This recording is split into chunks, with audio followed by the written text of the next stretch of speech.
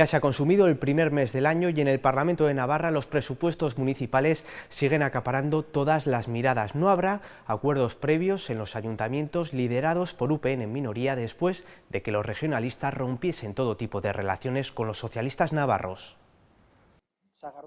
Es una de las polémicas que ha arreciado desde la moción de censura en Pamplona. La ruptura de relaciones entre UPN y PSN llegaba a los ayuntamientos en los que los regionalistas gobiernan en minoría, donde no habrá acuerdos presupuestarios previos, pero sí se tendrán en cuenta las enmiendas del resto de grupos. Valorarán si le parecen interesantes esas propuestas de cara a incluirlas o no en lo que será el proyecto definitivo de presupuesto. Se trata de los consistorios de Güés, Barañáin y Estella. Desde el PSN reiteraban de nuevo su ofrecimiento a los regionalistas. No con un cheque en blanco, pero sí con la mano tendida. Es mucho mejor llegar a los plenos de aprobación de presupuestos con acuerdos. Preguntaba Geroabay también si UPN posibilitará en los municipios que lidera algunas de las enmiendas a los presupuestos de Navarra que se trabajen en el Parlamento foral. Ante esa postura de autoexclusión de UPN, pues creemos que lo tienen que aclarar. Unas cuentas que siguen su tramitación parlamentaria y a las que el Partido Popular presentará entre hoy y mañana su enmienda a la totalidad. Hay que apostar por las soluciones reales y no por los experimentos. A la espera de que también lo haga UPN.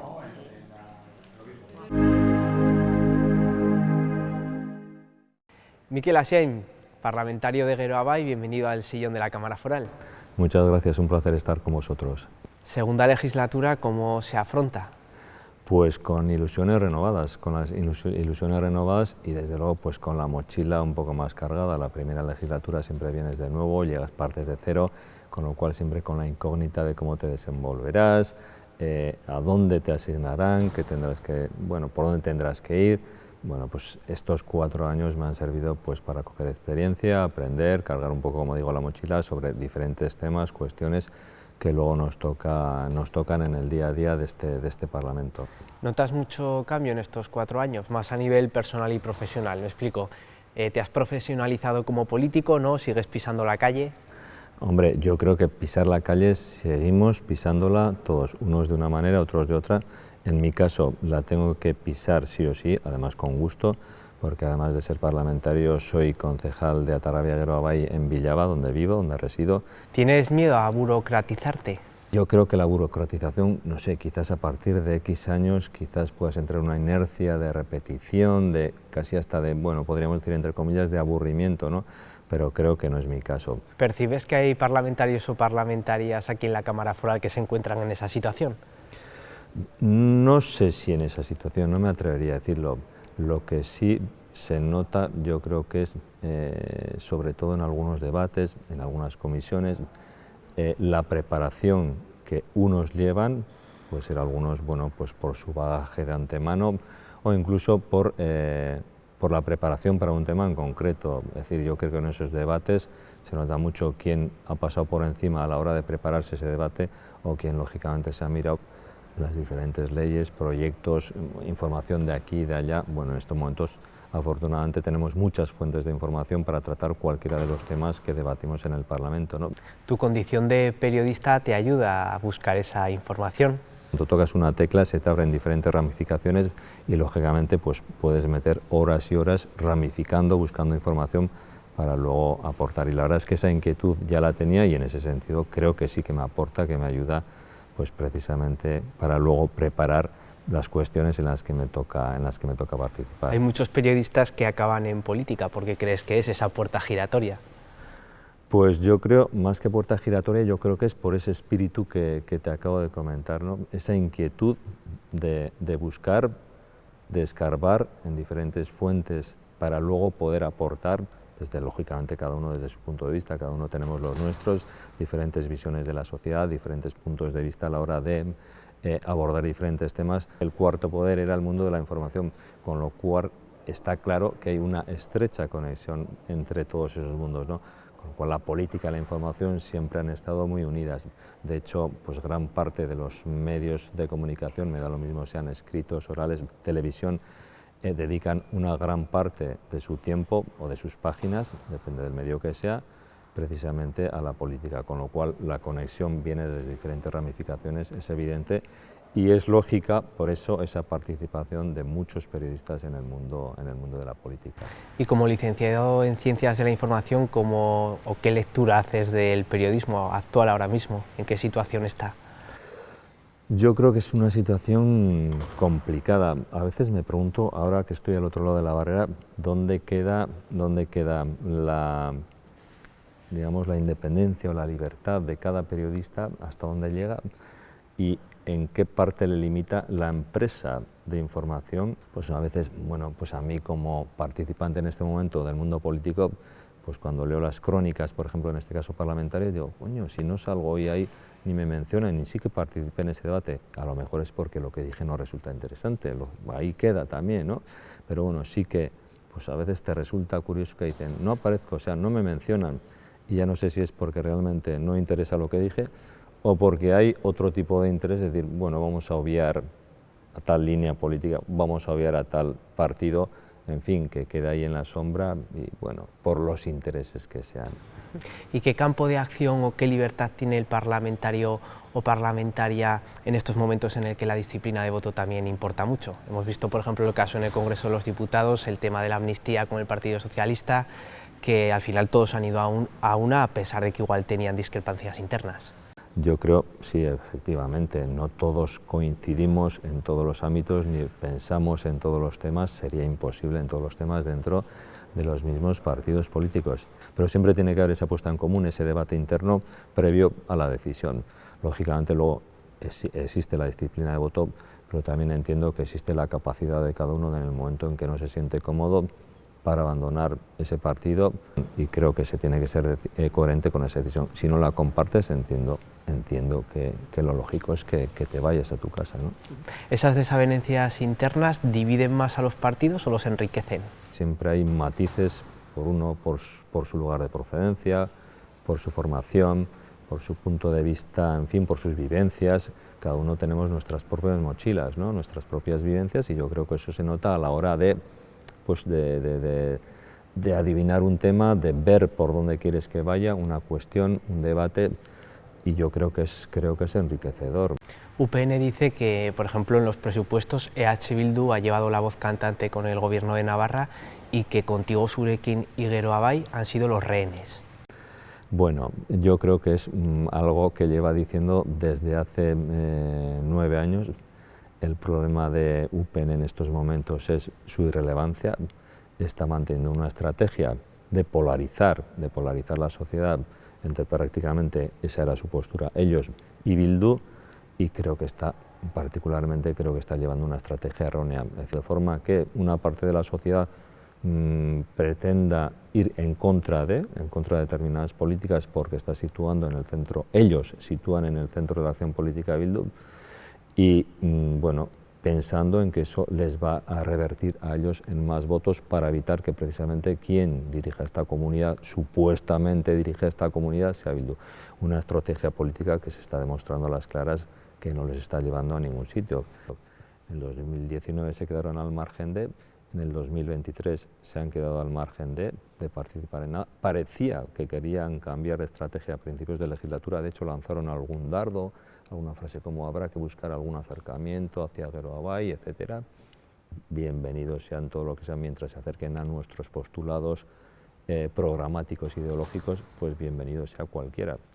Nosotros nos hemos limitado a acordar y negociar unos acuerdos programáticos en el 2019 con el Partido Socialista y Podemos, con apoyos externos de Izquierda Ezkerra y de Bildu, y en el 2023 hemos vuelto a hacer lo mismo.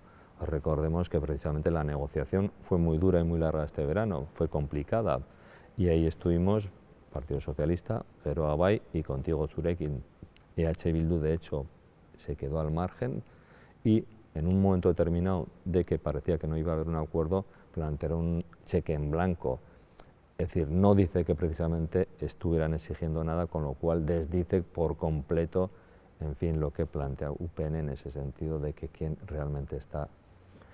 Necesitamos apoyar, necesitamos sacar adelante unos presupuestos, y para ello, lógicamente, hay que negociar con quien esté dispuesto a entrar digamos, por esas vías que hemos marcado en el acuerdo programático, y que estos últimos años, 4 de la legislatura anterior, estos de cara al 2024, va a ser con Bildu, y por tanto, pero con unas claras líneas marcadas en el acuerdo programático. No es que Bildu haya decidido nada, hay un acuerdo programático, marca las líneas a seguir durante toda la legislatura, los presupuestos acordados previamente en el seno de los partidos que conformamos el gobierno, ese acuerdo entre esos 3 partidos que sustentamos el gobierno, son los que marcan los presupuestos. Y a continuación es Bildu la que, bueno, hace unas determinadas aportaciones también, se consideran válidas y entra, digamos, a apoyar esos presupuestos que a la postre son los que marcan las políticas reales de una comunidad como es Navarra. ¿Sientes que Geroa haya perdido peso en el Ejecutivo y que en esa estrategia de polarización puede perder peso a nivel electoral y que lo gane H. Bildu? Yo creo que no. Sí que perdimos votos, efectivamente, en las últimas elecciones, lo que ha supuesto que tengamos una menor representación en el Parlamento, pero también perdió votos el Partido Socialista, perdió votos no contigo, Zurekin, que no existía, pero sí los partidos que componen la actual coalición, y nos dio una representación menor, pero eso no ha quitado para que sigamos teniendo el mismo peso específico dentro del gobierno, la misma capacidad de decisión en la comunidad. Por tanto, ¿hemos perdido votos? Sí, es evidente, no podemos negar lo que es la realidad, pero como digo, son ciclos que más allá de eso nos siguen permitiendo ser una fuerza decisiva en la conformación de un gobierno con unas claras líneas progresistas en su actuación. En cuanto a la zonificación del euskera, que estas últimas semanas ha estado muy presente en los medios de comunicación por las palabras del alcalde de Orkoien, ¿qué postura tiene Geroa Bai? Bueno, la misma que hemos mantenido siempre, es decir, creemos que los euskaldunes debemos de tener los mismos derechos, vivamos en Villava como vivo yo, vivamos en Zintruénigo como creo que vives tú al menos, no sé si sigues viviendo en el pueblo, al menos eres originario de allí, o vivamos en Elizondo, es decir, creo que la comunidad es la misma, las personas somos las mismas y por tanto no tiene sentido que si yo vivo en estos momentos en Atarrabia tenga unos derechos en cuanto a relaciones con la administración, en cuanto a méritos para un puesto de trabajo, o si vivo en Zintruénigo tenga otros, o si tengo en Elizondo tenga otros, porque dependiendo de la población en la que resides tengas unos derechos diferentes. Por tanto, siempre hemos manifestado que estamos en contra de la zonificación y por ello seguiremos abogando. Ese es nuestro discurso y en ello insistiremos desde luego. El Gobierno habla de que no quiere imponer sino asemejar la situación a la realidad sociolingüística. Ha habido un discurso, pues yo creo que prácticamente desde, no sé, iba a decir desde los tiempos de la transición, pero quizás es demasiado en el tiempo, en el que se ha hablado de imposición.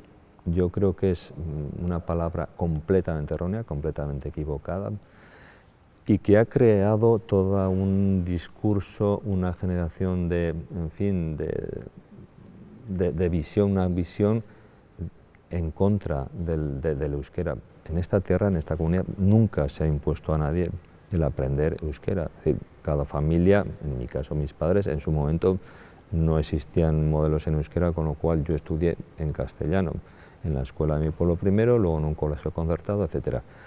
Y luego de adulto aprendí euskera, completamente voluntario. Yo decidí que mis hijos acudieran a una ikastola, a Padeciganda en Villava, estudiar en euskera, porque entiendo que les aportaba, que les enriquecía, que sumaba. El conocimiento nunca puede restar.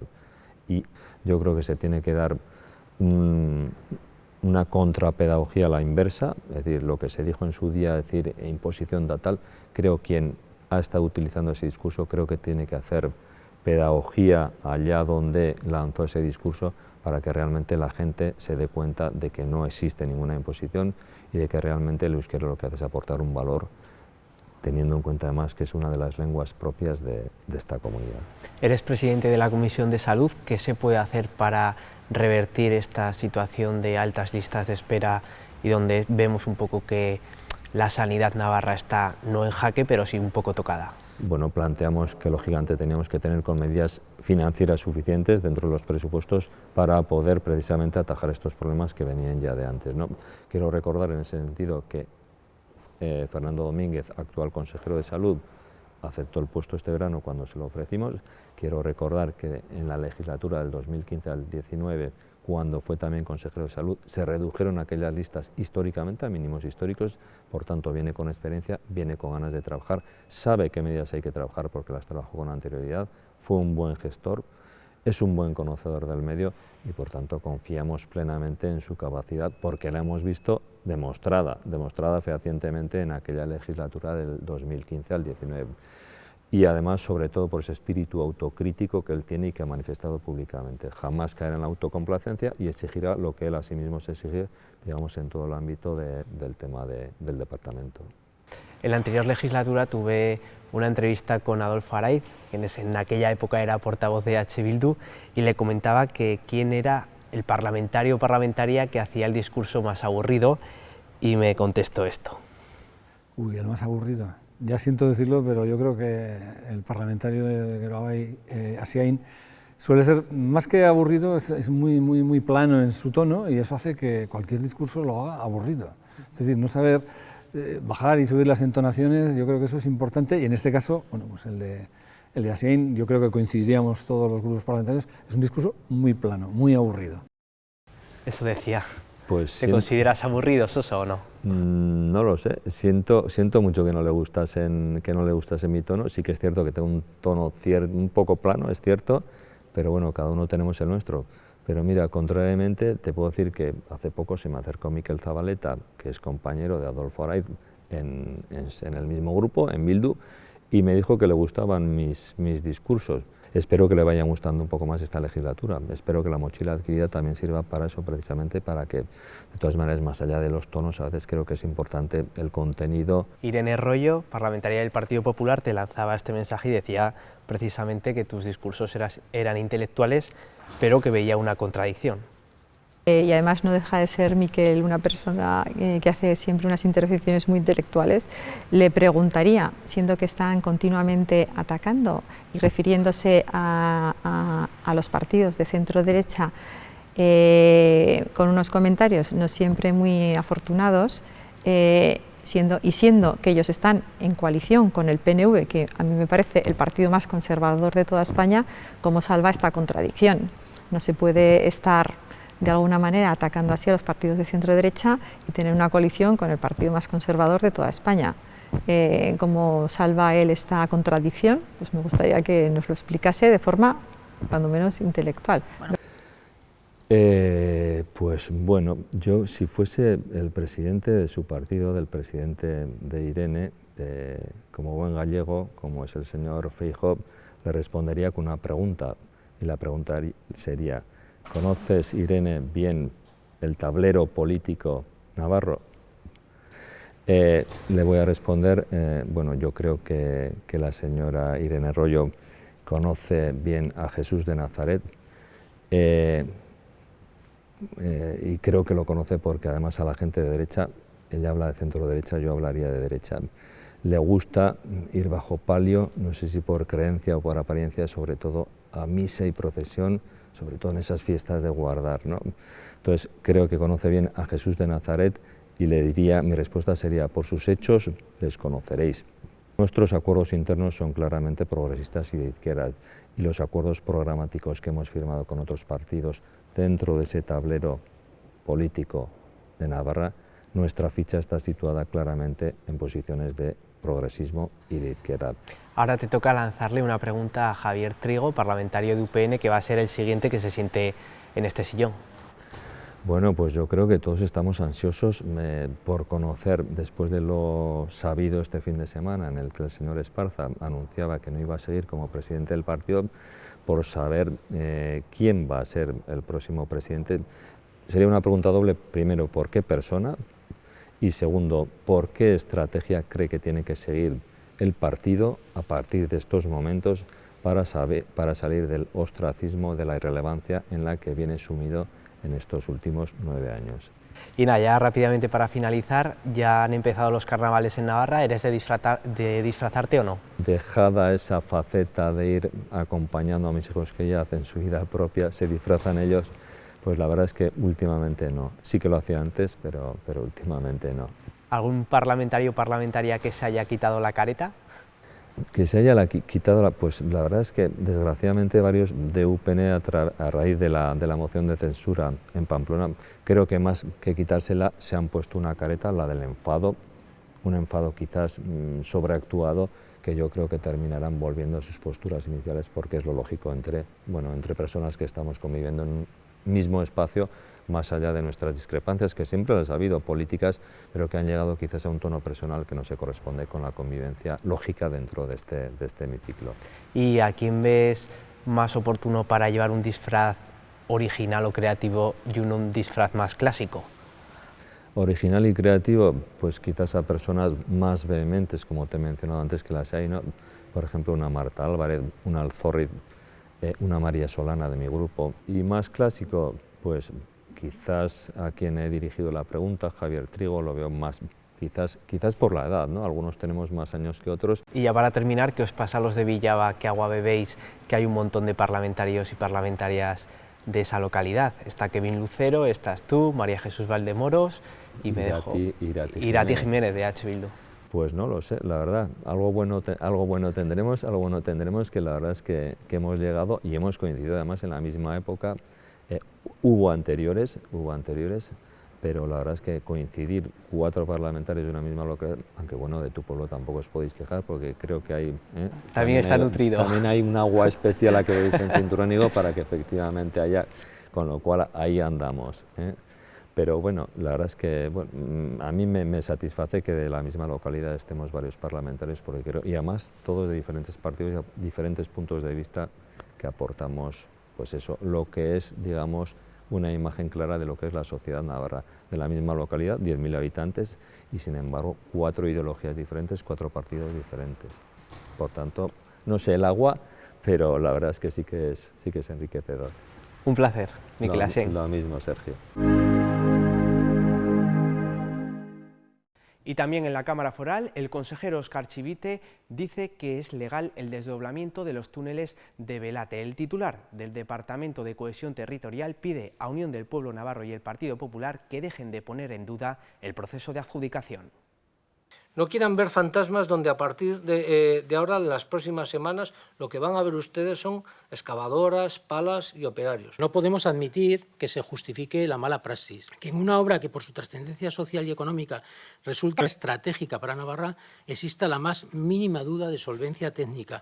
Ustedes tenían una previsión de iniciar las obras en el 2022. Hoy nos encontramos que no se han iniciado las obras, que hay dudas sobre el trámite de contratación. Continúa la tramitación parlamentaria de los presupuestos. Esta semana UPN, el Partido Popular y Vox han presentado las enmiendas a la totalidad como ya habían anunciado. Entre las razones señalan los regionalistas que las cuentas vienen marcadas por el protagonismo de EH Bildu y que llegan con retraso debido, aseguran, a los movimientos políticos que llevaron a la moción de censura en Pamplona. El PPN dice que son continuistas y cree que ahondan en las deficiencias de la comunidad. Creen también los populares que la presión fiscal actúa como un obstáculo para la retención de empresas. Vox, por su parte, critica el que considera un excesivo gasto político. Era la imagen que se daba el miércoles a mediodía a las puertas de la Cámara Foral, la de los parlamentarios concentrados en repulsa por la confirmación del asesinato machista cometido en Málaga el pasado 6 de agosto, que acabó con la vida de una mujer de 28 años a manos de su pareja. Con esta confirmación ascienden a 57 las mujeres asesinadas en 2023. Bajo el lema "No a la violencia contra las mujeres" se guardaba un minuto de silencio en memoria de la víctima. En el pleno del jueves se daba luz verde al proyecto de ley foral de cuentas generales de Navarra de 2022 con los apoyos de PSN, EH Bildu, Geroa Bai y Contigo Zurekin. El responsable del área de Economía y Hacienda, José Luis Arasti, afirmaba que fueron unas buenas cuentas generales y que en el balance global sobresalen los aspectos positivos frente a los puntos a reforzar. Sin embargo, desde UPN, María Jesús Valdemoros ponía el foco en la recaudación de las arcas públicas. Según la regionalista, se recaudaron 800 millones por encima de lo previsto en impuestos.